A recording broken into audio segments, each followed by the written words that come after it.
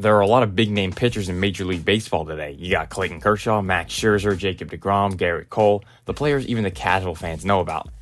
These guys are or have been in the discussion for the Cy Young in the past, and some of them even this year. Garrett Cole probably has the AL Cy Young locked up, and in the NL, the award is most likely going to go to Blake Snell. In the AL, you got other names in the conversation like Sonny Gray, Luis Castillo, and Kevin Gausman.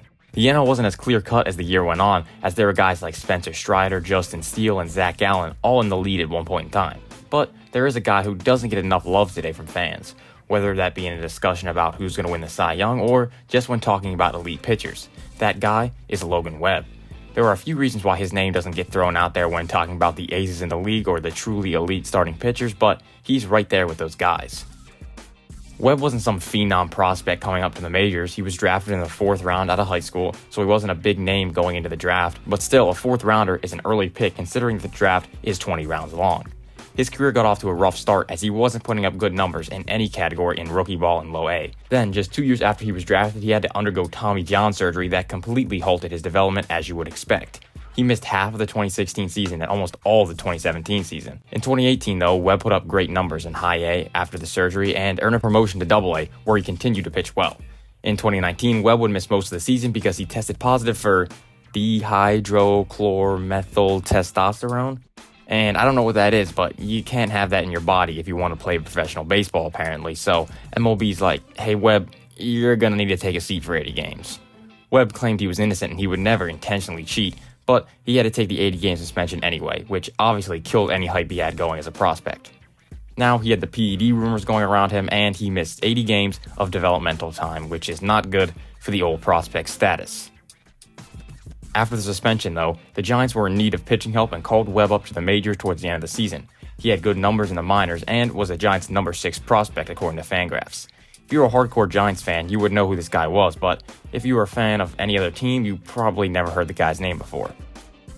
2019 and 2020 were not too kind to Webb in the majors. An ERA of 5.36 and ERA plus of 79 is all you really need to see to know that it wasn't the best start to the major league career for Logan Webb. But in 2021, he flipped a switch. In 26 starts, he put up a 3.03 ERA, a 1.36 ERA plus, a 2.72 FIP, and only walked 2.2 batters per 9, which is way down from the 3.6 number that he posted the years before. He went from a mid-tier prospect struggling into the majors to one of the best pitchers in the league in the matter of just one season. How did he do it? Well, he changed up the pitch arsenal a bit. In 2020, Webb threw his four-seam fastball about 33% of the time. Now, that number's not too high or anything, but his four-seam fastball is just not that good. It sat at around 92 miles per hour, which is below league average, and it also had below average movement, 3 inches below the average movement actually. When you combine those two numbers, you can predict that the pitch probably won't be getting good results. And it definitely wasn't getting good results, as we can look at the run value for Webb's four-seam fastball in 2020, which was -8. Run value is a stat that basically tells you how good a pitcher's pitch is at limiting the opposing offense from scoring runs. Negative is bad, positive is good, and -8 is pretty bad, as you might imagine. What makes this even worse is that he threw this pitch so often. This was his most used pitch in 2020, and I think he and the coaching staff realized that the usage needs to go down. Webb's sinker, changeup, and slider all performed much better than the four-seamer, so logically, he should start to throw those more. In 2021, the four-seam usage was all the way down to 9.8%, a 22% drop in just one offseason. What pitch took its place? The sinker. The sinker went from a 16% usage rate to a 38% usage rate, which was far and away his most used pitch on the season. We can compare the stats from the two different pitches, one in 2020 and the other in 2021. The batting average and slugging percentage against the sinker is much lower than the four-seamer. The only thing that was worse was the whiff rate. But that doesn't matter because the sinker allowed Webb to put up a 62.2% ground ball rate, which was 99th percentile in the league. In 2020, Webb had a ground ball rate of 53%, which was in the 85th percentile. Still good, but not elite. Even though the hitters were making more contact, the ball would go right into the ground, allowing for easy ground ball outs. This is good for Webb because the at-bat ends quicker, meaning less pitches need to be thrown, his home runs allowed goes way down because hitters are not hitting the ball in the air, and it is much more consistent. What makes Logan Webb's sinker so good? Well, it's definitely the movement. His sinker in 2021 had 8.5 inches more vertical drop than the average sinker. You can imagine why hitters are hitting so many ground balls against it. Just to put that 8.5 inches into perspective, an MLB bat is 2.6 inches in diameter, so the ball is breaking 3 bats lower than the average sinker. When hitters are swinging, they're expecting the pitch to take a more average path for a sinker, but When it drops this much, it's almost impossible to get underneath it and barrel it up.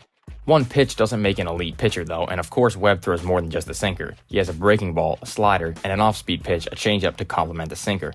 The slider is the perfect complement to the sinker, and we see pitchers throw this combination of pitches a lot. Webb has one of the best sinkers in the league though, which by default makes his slider better. How does that make sense though? They're independent pitches, you can't throw them at the same time. Well, we can look at the observed movement from Webb's pitches and you can see what direction each pitch moves. The yellow areas represent the sliders and the orange areas represent the sinkers. If you picture the strike zone as a clock, the sinker breaks towards 3 o'clock and the slider breaks towards 9 o'clock. This is not comfortable for hitters, especially against a right-handed batter. The two pitches look the same out of the hand, but halfway to the plate, it could go one of two directions. The ball could look like it's going right down the middle, but the sinker could end up on the low inside corner, which would lead to a lot of ground balls, broken bats, and foul balls.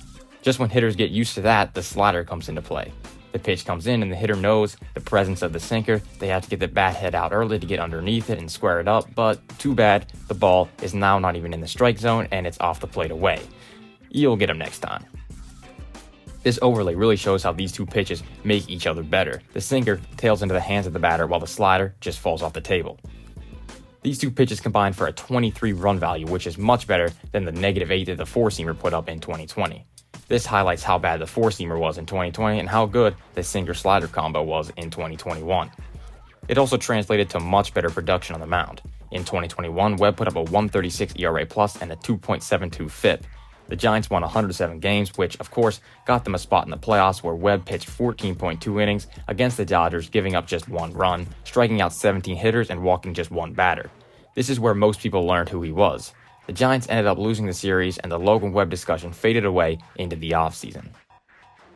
Webb didn't stop in 2021, of course. 2022, he put up another great season. He pitched 192.1 innings and put up a 2.90 ERA, a 136 ERA plus once again, and a 3.03 FIP. The strikeouts were down quite a bit from 9.6 Ks per 9 to 7.6 Ks per 9.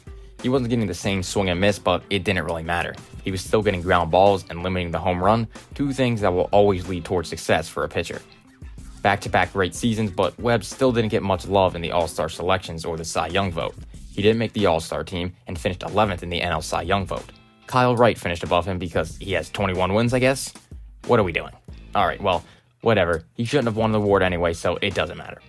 Moving forward into 2023, Webb had arguably the best season of his career. If you look at just the ERA and ERA plus, the numbers are worse, but we can go a little deeper than that. He pitched 216 innings this year, which was the most in Major League Baseball. Innings pitched is a simple stat, but at the end of the day, a pitcher's job is to get outs, and if you lead the league in innings pitched, that means you're doing that job pretty well.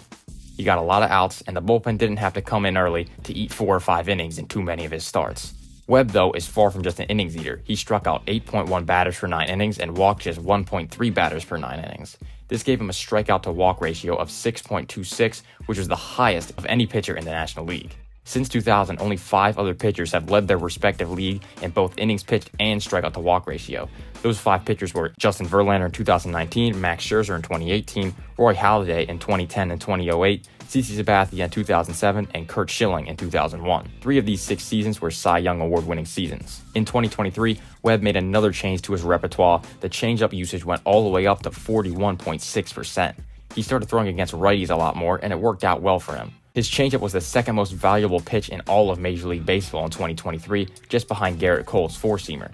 It had a run value of 28, which is the second highest overall, and the highest changeup, with Merrill Kelly's in second with 16 run value. Similar to a sinker, the changeup has a lot of movement. It has 6.3 inches more vertical movement than the average changeup, and hitters hit just 201 against it and slugged 332. Those are not good numbers from the offensive side. Logan Webb truly has 2 elite pitches in his changeup and sinker, and a good slider to go along with it. In 2023, he somehow didn't make the All-Star team. What has to happen for him to make it? In the first half, Webb had a 3.14 ERA, 127 strikeouts to just 23 walks over 126 innings. Instead, Alex Cobb was the Giants All-Star because he had a low ERA at 1.95, although he pitched 50 less innings and had a worse strikeout-to-walk ratio. Clearly, Cobb wasn't the better pitcher as he fell apart in the second half. It's almost like having a low ERA doesn't really mean much as other stats. Okay, I'm sorry. Alex Cobb, I'm sure he's a great guy, good pitcher, but come on, man, get Logan Webb in the All-Star game. Golly. Put them both in, Cobb and Webb. There's no excuse why Logan Webb has not made an All-Star team in his 3 full seasons he has played in the majors. He does have a case for the 2023 NL Cy Young. I don't think he's going to win it, but he does have a case. Let's compare his numbers to the top 4 Cy Young candidates in the league. Snell is going to win it, but he didn't have the best pitching season out of these guys. Yes, he had a low ERA of 2.25, but the FIP of 3.44 suggests that there was a little luck involved there. Walking 5 batters per 9 innings is never good. Spencer Strider was probably the best pitcher in the league this year. He pitched more innings than Snell, he struck out batters at a higher rate and walked batters at a lower rate. Webb and Gallen had pretty similar seasons, eating up a lot of innings, keeping the walks low, still getting strikeouts and limiting home runs. Webb just refuses to walk anyone, which is his biggest strength. Steele is kind of in the middle. He didn't really rack up the innings, but he also wasn't racking up the strikeouts at a tremendous rate. He still limited the walks and home runs though, which is good. He's kind of new on the block, so we'll see what he can do next year. If I had to take a pitcher for my team out of these 5 pitchers, I think the last person I would take is Snell. He is still going to win the Cy Young, which is fine. You don't win the Cy Young with the numbers behind the scenes. It's about production, and Snell produced the best. He didn't allow runs to score. If everyone had to answer this question, I think a lot of people should consider Logan Webb. Let me just leave you with this stat. There have only been 3 pitchers to put up 4 F4 in the past 3 seasons. Those pitchers are Zach Wheeler, a consensus top pitcher in the league, Kevin Gausman, and Logan Webb. He may not have the 100-mile-per-hour fastball, he may not have an insane strikeout rate, but Logan Webb belongs in the top tier pitchers, and hopefully he will get the recognition that he deserves sooner rather than later. Please get Logan Webb in the All-Star game. Thank you.